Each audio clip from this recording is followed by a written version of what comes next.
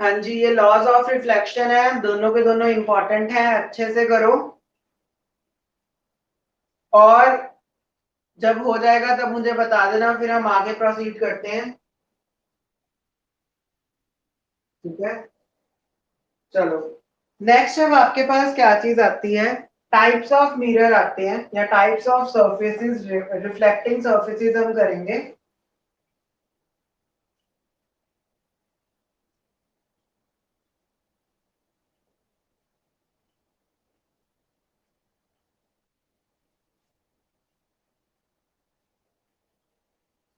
Types of reflecting surfaces में आपके पास दो तरह के सरफेस आएंगे। कौन कौन से होंगे? एक हम ले लेंगे प्लेन सरफेसेस, ठीक है, और दूसरे हम लेंगे कर्व्ड सरफेसेस। प्लेन सरफेसेस में भी आपकी 10th की स्टडी में प्लेन मिरर है, ठीक है। और कर्व्ड की जगह पे आपके पास यहाँ पे कौन से सरफेसेस है, स्फेरिकल मिरर्स है।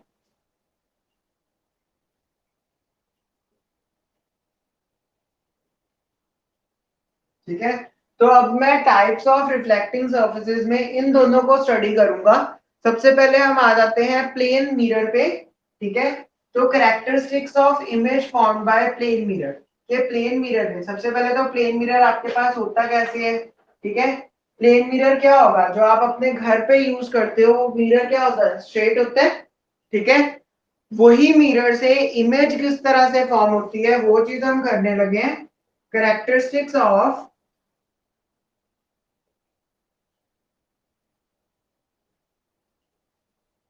image formed by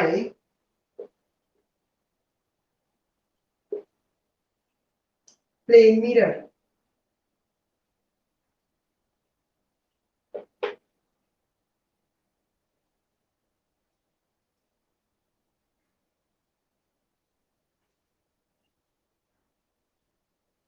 ठीक है, कि आपके पास प्लेन मिरर के थ्रू, मतलब जो आपके घर पे नॉर्मल मिरर्स हैं उनके थ्रू इमेज किस तरह से फॉर्म हो रही है, हम उसके बारे में पढ़ने लगे हैं। तो फर्स्ट आपके पास जो इमेज होगी, है ना, वो किस तरह की होगी। आपके पास वो जो इमेज होगी वो वर्चुअल होगी, ठीक है, एंड इरेक्ट होगी। इमेजेस आपके पास दो तरह की होती हैं। सबसे पहले तो आपको ये चीज समझना होगा इमेजेस के बारे में। जैसे मैंने यहाँ पे अब वर्चुअल एंड डायरेक्ट लिखा, आपको पहले ये पता होना चाहिए वर्चुअल क्या होता है और डायरेक्ट क्या होता है। इमेज जो होती है आपके पास क्या होता है, एक रिफ्लेक्टेड पार्ट होता है, ठीक है, या एक हम कह देंगे रिफ्लेक्टेड पोजीशन होती है किसी भी ऑब्जेक्ट की, उसे हम इमेज बोल देते हैं। और इमेजेस हमारे पास दो तरह की होती हैं, रियल एंड इन्वर्टेड, या फिर वर्चुअल एंड डायरेक्ट।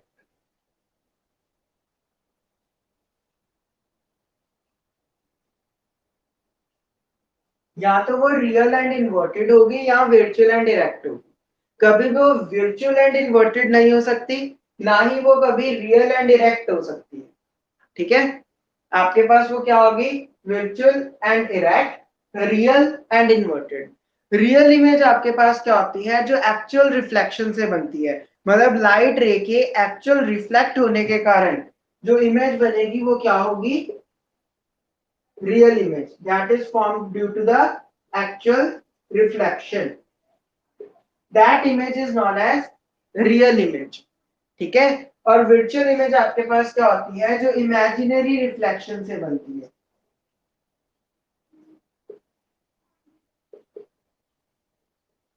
ठीक है। imaginary reflection मीन टू से हम एक्चुअल रिफ्लेक्टेड रेस को पीछे को एक्सटेंड करते हैं या आगे को एक्सटेंड करते हैं, ताकि हम उसकी इमेज जो है वो खुद फॉर्म कर सके, ठीक है। वो एक्चुअल रिफ्लेक्शन के कारण नहीं बनेगी। उसमें आपके पास क्या चीज आ जाती है, उसमें हम इमेजेस को फॉर्म करने के लिए जो लाइट रेज होती हैं, रिफ्लेक्टेड लाइट रेज, उन्हें पीछे की ओर एक्सटेंड करते हैं, जिनके कारण हमारे पास एक इमेज जो है वो फॉर्म होती है। और इस तरह की इमेज को हम क्या बोलेंगे, वर्चुअल इमेज, ठीक है। और इन्वर्टेड का मतलब होता है उल्टी होना। जैसे मतलब अगर ऑब्जेक्ट ये है तो इसकी इमेज इस तरह से होना, दैट इज इन्वर्टेड इमेज। ठीक है। और इरेक्ट इमेज का मीनिंग क्या होता है? अगर ऑब्जेक्ट इस तरह से है तो इमेज भी इसी तरह से होना। ठीक है। मैंने यहाँ पे एरोज ऑब्जेक्ट शो किए हैं क्योंकि यही ऑब्जेक्ट हम आगे यूज करने वाले हैं रे डायग्राम्स में, इसीलिए मैंने एरो ऑब्जेक्ट्स का यूज किया है यहाँ पे। ठीक है। तो आपके पास क्या है? रियल इमेज कौन सी होगी? जो एक्चुअल रिफ्लेक्शन से बनेगी। वर्चुअल इमेज कौन सी होगी? जो इमेजिनरी रिफ्लेक्शन से बनेगी। इन्वर्टेड इमेज कौन सी होगी? जिसमें ऑब्जेक्ट अगर स्ट्रेट है तो इमेज उसकी ऑपोजिट होगी, ऑपोजिट डायरेक्शन में होगी। इरेक्ट इमेज जिस तरह का ऑब्जेक्ट है, जिस पोजीशन में ऑब्जेक्ट है, उसी पोजीशन में आपके पास इमेज भी फॉर्म होगी। ठीक है। ये आपके पास इमेजेस थी। तो फर्स्ट आपके पास characteristics image form by plane mirror आता है। वो क्या है? Virtual and direct. मतलब अगर मैं प्लेन मिरर के थ्रू इस तरह से, ये रिफ्लेक्शन होती है प्लेन मिरर में, अभी हम करके चुके हैं। तो मेरे पास अगर यहाँ पे इस पॉइंट पे ऑब्जेक्ट है तो मुझे उसकी इमेज कहाँ पे दिखती है? प्लेन मिरर पे। मुझे उसकी इमेज इस पॉइंट पे जाकर दिखेगी। राइट और नॉट? है ना?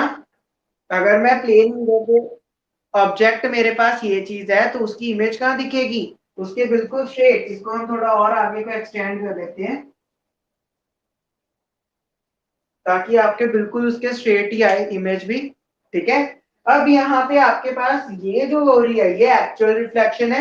इसी इसी रिफ्लेक्टेड रे को मैं क्या कर रहा हूँ? पीछे को एक्सटेंड कर रहा हूँ इमेज को फॉर्म करने के लिए। तो ये मेरे पास जो इमेज फॉर्म होगी वो क्या होगी? वो मेरे पास होगी virtual and erect image. Got it और नॉट? इतना समझ आया? ठीक है। तो आपके पास क्या चीज है? जो image form by plane mirror है वो क्या होगी? वर्चुअल एंड इरेक्ट होगी। सेकंड सेकंड कैरेक्टरिस्टिक्स आपके पास क्या होगा? As the same size of the object. आपके पास जो इमेज फॉर्म होगी वो बिल्कुल सिमिलर साइज की होगी जिस साइज का ऑब्जेक्ट होगा। ठीक है। मतलब आपके पास जब भी आप प्लेन मिरर के आगे खड़े होते हो तो जिस साइज का आपका ऑब्जेक्ट होगा या जिस जो हाइट आपकी होगी वही हाइट आपको प्लेन मिरर में विजिबल होती है। छोटी या बड़ी हाइट छोड़ना हो जाती है। यस और नो?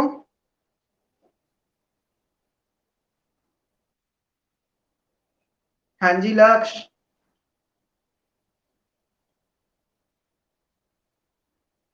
लक्ष्य आपकी ओर से कोई भी रिप्लाई नहीं है मुझे।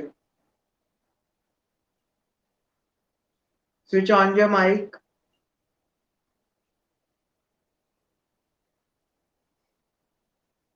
ये चीज समझ आ गई?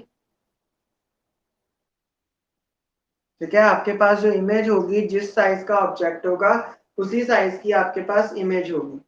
ठीक है। लक्ष्य आप कहाँ? आप माइक ऑन करके आंसर क्यों नहीं करते उसी टाइम पर? नेक्स्ट आपके पास कैरेक्टरिस्टिक क्या आ जाता है? नेक्स्ट आपके पास कैरेक्टरिस्टिक क्या आता है कि आपके पास जितने डिस्टेंस पे ऑब्जेक्ट होगा, जो डिस्टेंस आपके पास ऑब्जेक्ट का होगा उसी डिस्टेंस पे आपके पास जो इमेज है वो भी फॉर्म होगी। मतलब कि at the same distance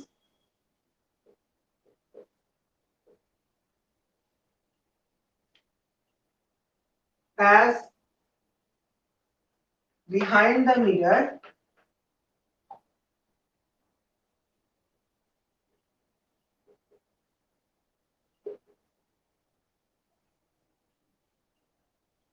as object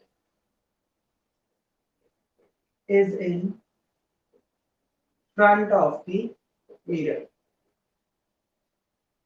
मतलब आपने ये चीज नोटिस की होगी कि आपके पास जितने डिस्टेंस पे आप प्लेन मिरर के आगे खड़े होते हो उतने ही डिस्टेंस पे आपकी इमेज बनती है। यस और नो?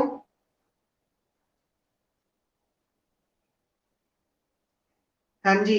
जितने डिस्टेंस पे आप खड़े होगे उतने ही डिस्टेंस पे आपकी इमेज बनेगी, है ना। तो वो आपके पास इमेज क्या होगी, सेम डिस्टेंस की होगी। मतलब जितना डिस्टेंस ऑब्जेक्ट का, अगर मैं ये मिरर लेकर चलता हूँ, इसको मैं पॉलिश सरफेस इस तरह से बना देता हूँ। अगर मेरे पास ये डिस्टेंस, लेट अस सपोज ये मेरे पास डिस्टेंस है ए, यहां से ऑब्जेक्ट से मिरर का डिस्टेंस ए है, तो मिरर से इमेज का डिस्टेंस भी मेरे पास क्या होगा, ए होगा। मतलब इमेज का डिस्टेंस मिरर से और ऑब्जेक्ट का डिस्टेंस मिरर से दोनों क्या होंगे, सिमिलर होंगे, इक्वल होंगे। ठीक है, तो इसी तरह की इमेज आपके पास प्लेन मिरर में बनेगी। गॉट इट और नॉट? यस और नो एकलव्य एंड लक्ष्य? एकलव्य आपका आंसर नहीं आया।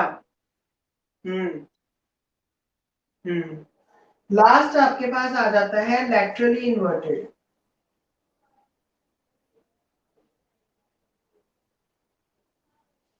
लेटरली इन्वर्टेड का मीनिंग क्या होता है कि अगर आप, अब जब आप देखोगे, अगर मैं ये वाला हैंड अपना ऊपर कर रहा हूं, ये मेरा कौन सा हैंड है, ये कौन सा हैंड है मेरा? लक्ष्य आपकी आवाज नहीं आ रही, लक्ष्य आपकी आवाज नहीं आ रही है, एक बार रिज्वाइन करो। ये आप, मेरा राइट हैंड है। अब अगर आप अपनी ओर से अपना ये इसी साइड वाला हैंड को अगर आप ऊपर उठाओगे तो आपका कौन सा हैंड होगा, वो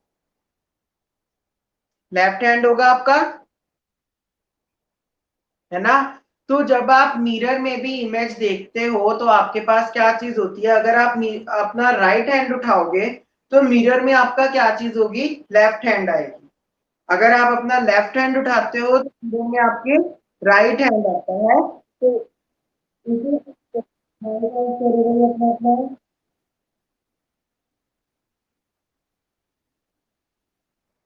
तो आपके पास ये क्या चीज आ जाती है, लेटरल इन्वर्जन। यही चीज आपके पास कैरेक्टरिस्टिक है, फोर्थ कैरेक्टरिस्टिक है image form by the plane mirror. ठीक है, तो आपके पास image form by plane mirror कौन क्या क्या होगी, वर्चुअल एंड डायरेक्ट होगी, same size of that of the object होगी, सेम डिस्टेंस पे प्लेस करेगी, और लेटरल इन्वर्टेड होगी, लेटरली इन्वर्टेड होगी। ठीक है, ये चारों कैरेक्टरिस्टिक नोट डाउन कर लो, और अगर कोई डाउट है तो पूछो, फिर उसके बाद आगे चलते हैं।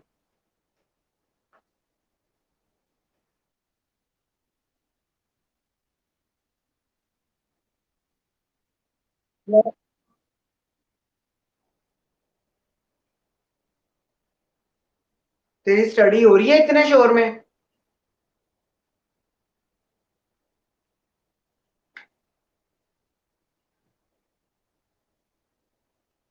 हाँ जी एकलव्य, आपने नोट डाउन कर लिया?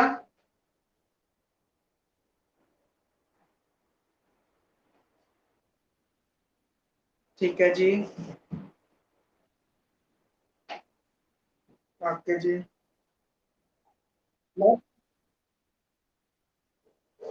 लक्ष्य, आपकी स्टडी हो रही है इतने शोर में?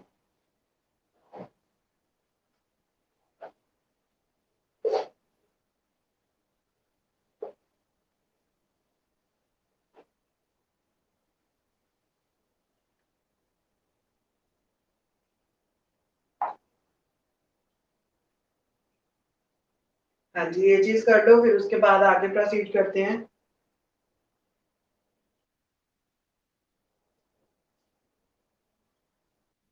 नेक्स्ट आपके पास क्या आ जाता है, सफेरिकल मिरर्स। हमने प्लेन मिरर्स के बारे में कर लिया, प्लेन मिरर्स में इमेज किस तरह से फॉर्म होती है वो सब मैंने आपको बताया अभी। ठीक है, अब हम करेंगे सफेरिकल मिरर्स से रिलेटेड।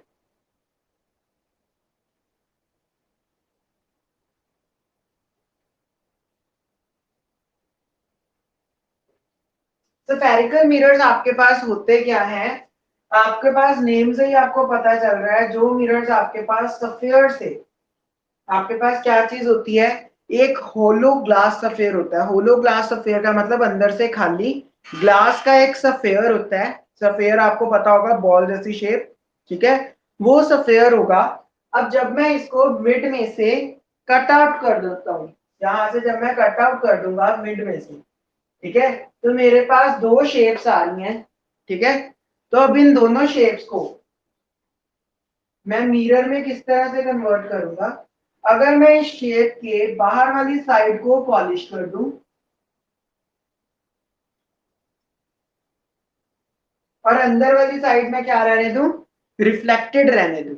ठीक है, बाहर वाली साइड को मैंने पॉलिश कर दिया और अंदर वाली साइड को रिफ्लेक्टेड रहने दिया। तो ये मेरे पास कौन सा मिरर होगा, कॉनकेव मिरर।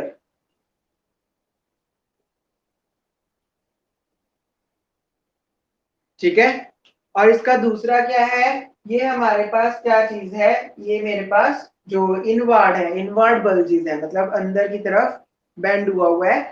दूसरी चीज मैं यहाँ पे यही करूंगा कि अगर इनवर्ड साइड से, इनसाइड से वो रिफ्लेक्टेड है और आउटसाइड से पॉलिश्ड है, तब वो मेरे पास कॉनकेव मिरर है।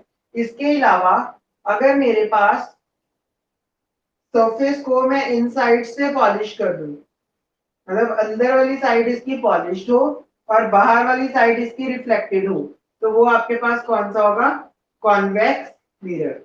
इस चीज का ध्यान रखना है, तुम्हें पता होना चाहिए कि कॉन्वेक्स मिरर कौन सा होता है और कॉनकेव मिरर कौन सा होता है। सबसे मेन थिंग आपके पास यही चीज है कि कॉन्वेक्स कौन सा है और कॉनकेव कौन सा है। यहाँ पे मैं आपके पास सफेयर पूरा बना ही देता हूँ। ठीक है, आपके पास क्या चीज है, अगर आपके पास इनवर्ड साइड रिफ्लेक्टेड है और आउटवर्ड साइड पॉलिश्ड है तो वो कॉनकेव है। अगर इनवर्ड साइड पॉलिश्ड है और आउटवर्ड साइड रिफ्लेक्टेड है तो वो क्या है, कॉन्वेक्स मिरर है। तो आपके पास ये दो तरह के मिरर्स हैं। ठीक है, कॉनकेव और कॉन्वेक्स, हम सिर्फ इन्हीं दो मिरर्स से रिलेटेड स्टडी करेंगे अपने स्फेरिकल मिरर्स में। और अब आगे का जो रिफ्लेक्शन का टॉपिक है वो पूरा इन्हीं दोनों मिरर्स के ऊपर बेस्ड है। ठीक है, ये चीज हो गई, ये चीज समझ आई, फिर आगे प्रोसीड करें।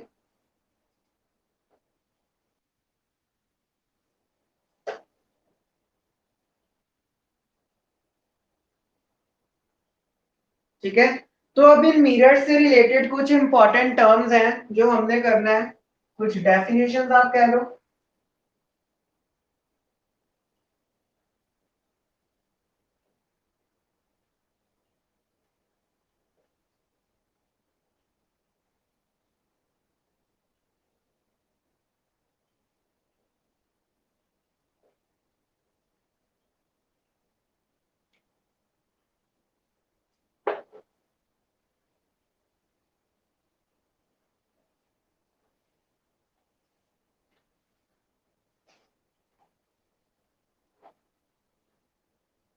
हाँ जी, तो आपके पास इंपॉर्टेंट टर्म्स कौन सी आ जाती हैं, सबसे पहली टर्म आपके पास आ जाती है, मैं यहाँ पे सबसे पहले तो एक मिरर को ड्रॉ करता हूँ।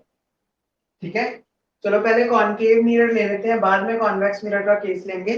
पहले कॉनकेव मिरर लेते हैं। मैंने यहाँ पे एक मिरर को ड्रॉ किया, आपने फ्री हैंड से बनाना है। कई बार स्कूल्स में या कुछ इंस्टीट्यूट्स में या कहीं पर आपको ये बोला जाएगा कि आप इससे इसके लिए कंपास ले, कंपास से आप इसको ड्रॉ करो, मतलब कंपास लेकर इस तरह से ऐसे करके मिरर को ड्रॉ करो।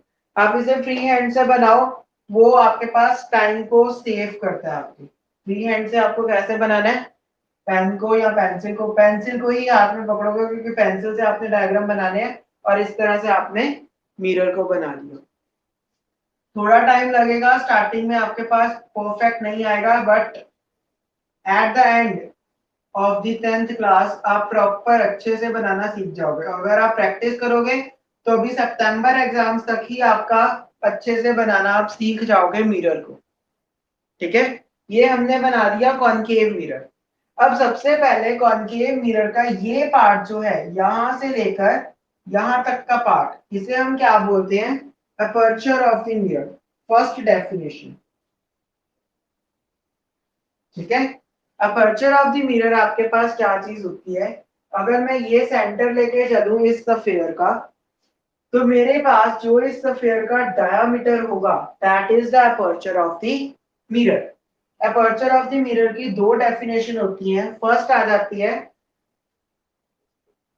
The diameter of the hollow sphere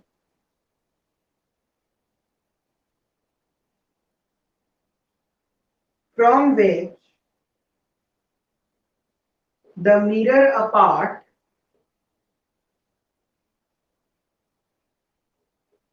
is called aperture of the mirror.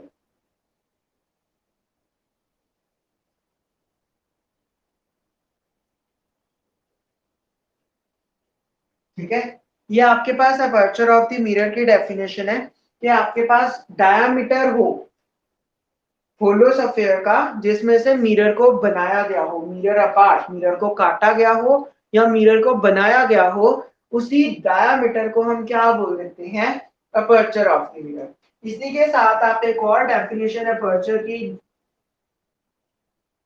Add on करोगे,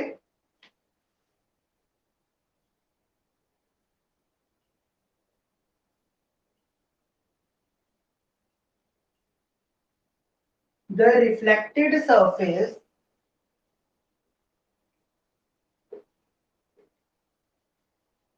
of the mirror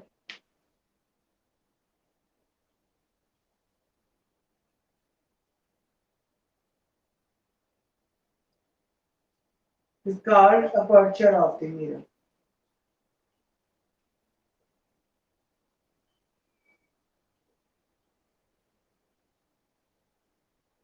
ठीक है, दो डेफिनेशंस आपके पास ये हो जाती हैं, लेकिन मैं क्या करूंगा, मैं इन दोनों डेफिनेशंस को अलग अलग लिखने की बजाय एक सिंगल डेफिनेशन में ही अपर्चर ऑफ द मिरर को शो करूंगा, जो अब आपने एग्जाम्स में लिख कर आ गई। ठीक है, मैंने ये दोनों डेफिनेशंस क्यों लिखवाई हैं, कई बार आपको एमसीक्यूज में या फिर आपके पास जो असर्शन रीजन है उनमें आपके पास ये दोनों डेफिनेशंस आ जाती हैं अपर्चर की फॉर्म में। ठीक है, आपको जो पेपर में अगर अपर्चर की डेफिनेशन आती है तो आपको क्या लिखना है,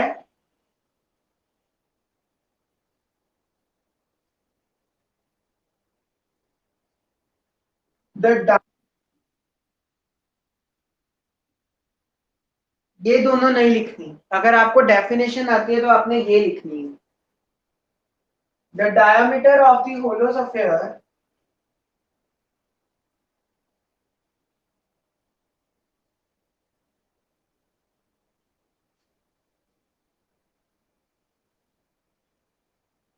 from which the mirror apart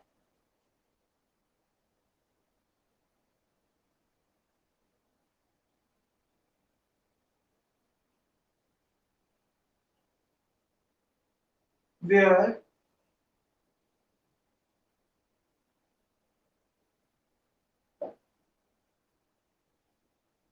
reflection takes place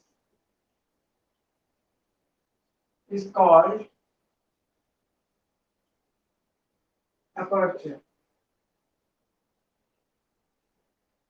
ठीक है, ये आपके पास ये जो यहाँ इस पॉइंट से लेकर इस पॉइंट तक जो है, ये पूरा का पूरा क्या है, aperture of the mirror.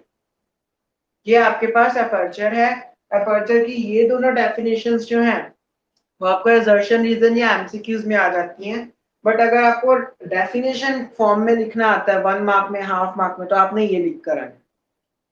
Got it? हाँ जी, एक लक्ष्य,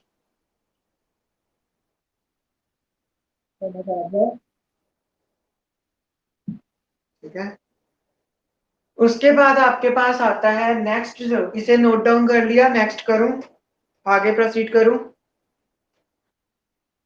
ठीक है, नेक्स्ट आ जाता है आपके पास pole of the mirror.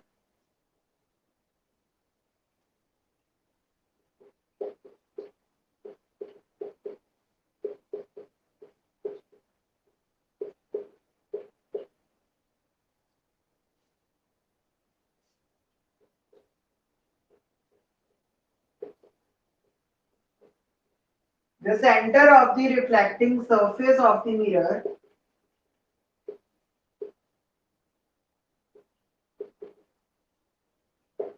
is called pole of the mirror and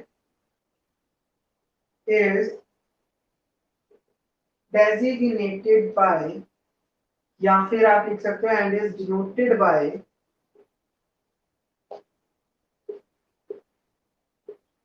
capital P। ठीक है, पोल आपके पास क्या है, ये जो सेंटर पॉइंट है सरफेस का जहां से रिफ्लेक्शन हो रही है, उस पॉइंट को हम क्या बोलेंगे, पोल ऑफ द मिरर। फिर आपके पास क्या आ जाती है, प्रिंसिपल एक्सिस। ठीक है, ये प्रिंसिपल एक्सिस जो है ये एक्चुअल में कभी भी एग्जिस्ट नहीं करती।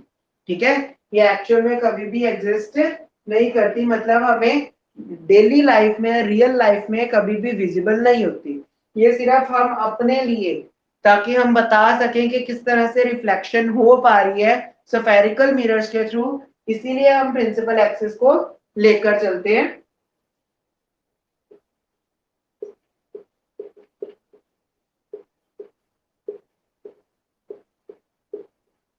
प्रिंसिपल एक्सिस है, प्रिंसिपल एक्सिस की आप डेफिनेशन क्या लिखेंगे, an imaginary axis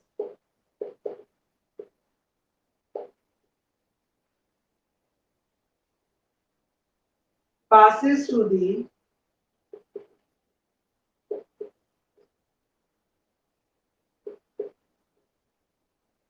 pole of the mirror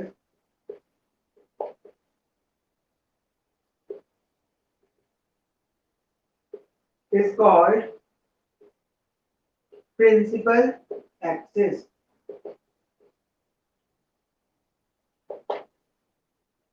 ठीक है, ये आपके पास क्या आ जाएगी, प्रिंसिपल एक्सिस की डेफिनेशन।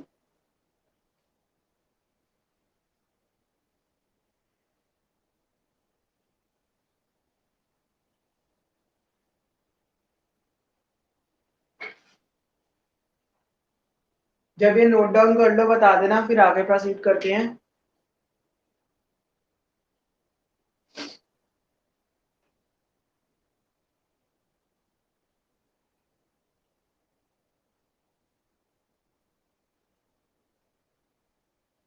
हाँ जी, लक्ष्य एंड एकलव्य मेरे को हो गया, चलो ठीक। लक्ष्य आप भी बता दो। ओके जी।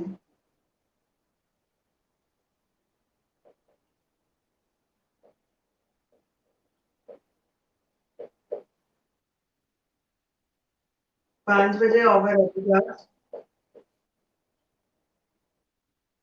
5 बजे ओवर है क्लास।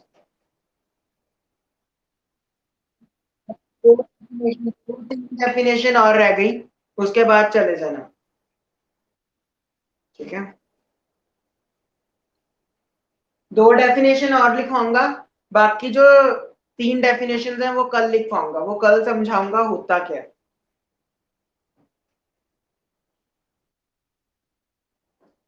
2 डेफिनेशन, इस ये और इसके बाद एक और। सेंटर ऑफ कर्वेचर आपके पास क्या होता है, आपके पास जो सफेयर था, सफेयर का कोई सेंटर होगा, है ना, बस उसी सेंटर को हम क्या बोल देंगे, centre of curvature of the mirror. तो मैं इसको कैसे लिखूंगा, the centre of the holosphere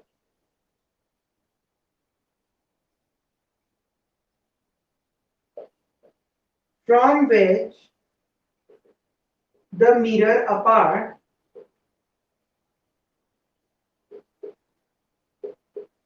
is called center of curvature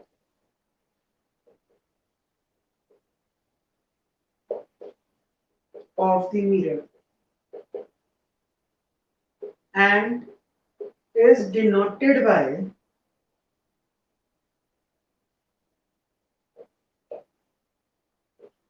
capital C। ठीक है, आपके पास क्या चीज है, जो इस स्फीयर का सेंटर होगा उसी को हम क्या बोल देंगे, centre of curvature, centre of curvature of the mirror. ठीक है, उस स्फीयर का सेंटर जिसमें से मिरर को बनाया गया है या काटा गया है, that centre is known as the centre of curvature of the mirror. And the last definition for the today.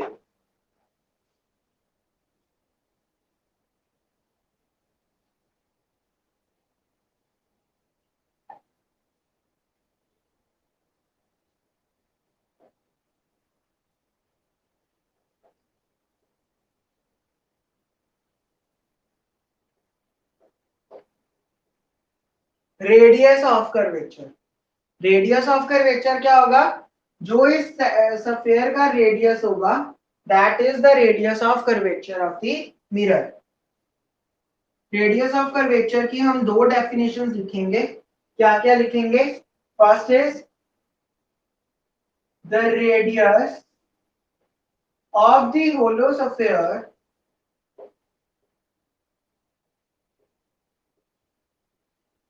from which the mirror apart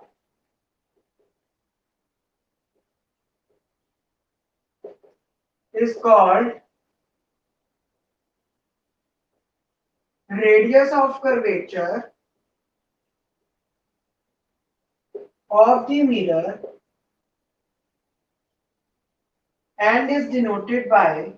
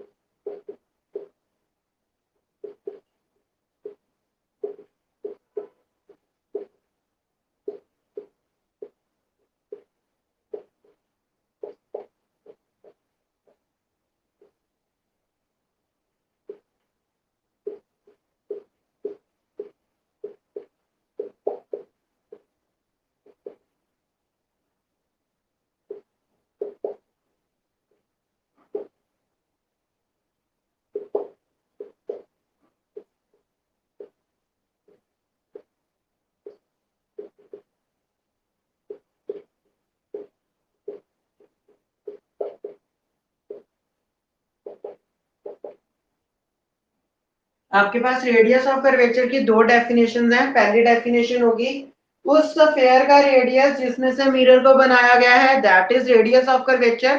दूसरी डेफिनेशन होगी जो मिरर के सेंटर ऑफ कर्वेचर से पी तक का पोल तक का distance है, that distance is known as the radius of curvature of the mirror. ठीक है, ये आपके पास दो डेफिनेशंस आ रही हैं रेडियस ऑफ कर्वेचर की. कल आपको ये सारी की सारी डेफिनेशंस याद होनी चाहिए. अलोंग विद कल आपने चैप्टर रीडिंग करके आनी है. मैं आपको बता देता हूं कहां तक करके आनी है चैप्टर रीडिंग.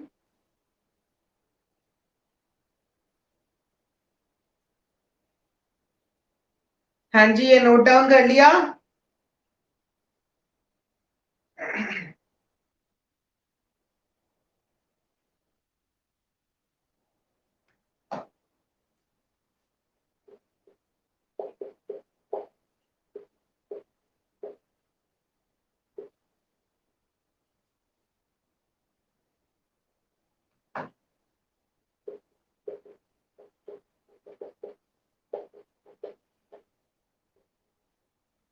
कल आपने यहां तक रीड करके आना है चैप्टर को.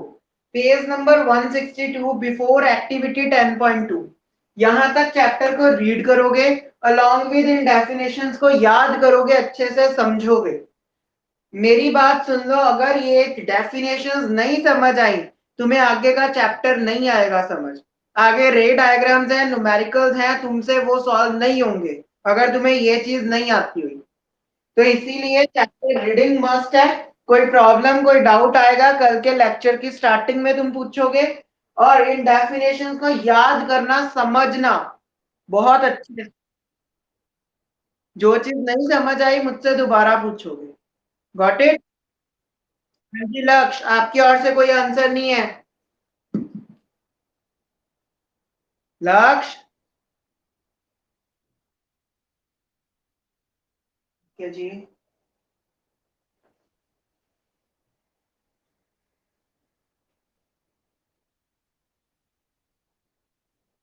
ठीक है जी। एकलव्य, आपका एक और होमवर्क है, आपको पता है क्या करना है? You know very well. मैंने बोला है आपका एक और होमवर्क है।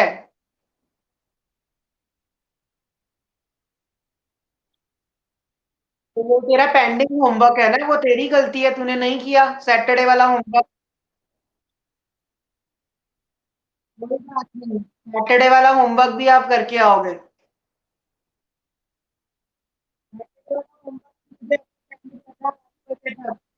सैटरडे 8 बजे तक सेंड कर।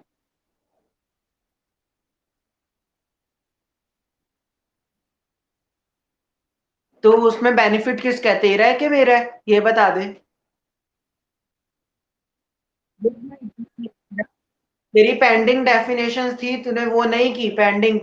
यार, मेरे को समझ नहीं आ रहा, 28 फॉर्मूलाज और हैं। ठीक है। हाँ, आज आज मैं भेज दियो 12 बजे से पहले। ठीक है। और कल ये चीज होनी चाहिए, ये याद होनी चाहिए, रीडिंग होनी चाहिए तुम्हारी। हाँ जी लक्ष्य, आपका हो गया? चलो जी। होमवर्क समझ आ गया लक्ष्य, क्या है होमवर्क आपका?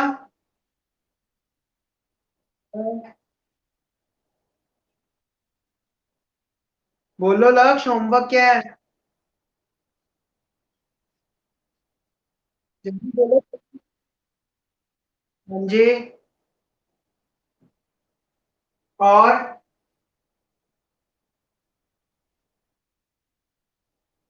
चलो, एनीवेज, अब क्लास को यहीं पे ऑफ करते हैं, क्लव्य। ठीक है। ऑफ कर